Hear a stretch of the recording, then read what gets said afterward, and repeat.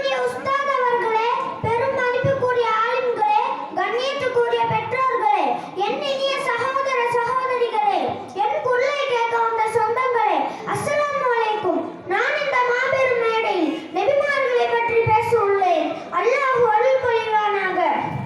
தம் அன்புக்குரியவர்களை இஸ்லாத்திற்கு அழைக்கவும் அவர்களை பாதுகாக்கவும் அல்லாஹ் தஆலா நபிமார்களை பூலோகத்திற்கு அனுப்பினார்.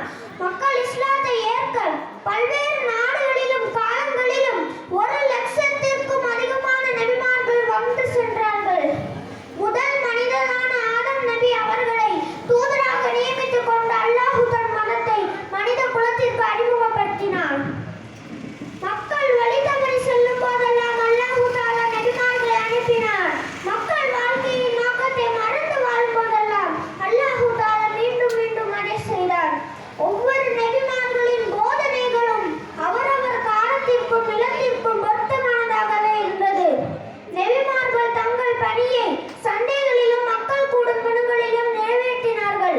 போதனைகளுடன் வந்த நபிமார்களை மக்கள் ஏற்றுக்கொள்ளவில்லை. அவர்களை அடித்தும் உதைத்தும் துன்புறுத்தினார்கள்.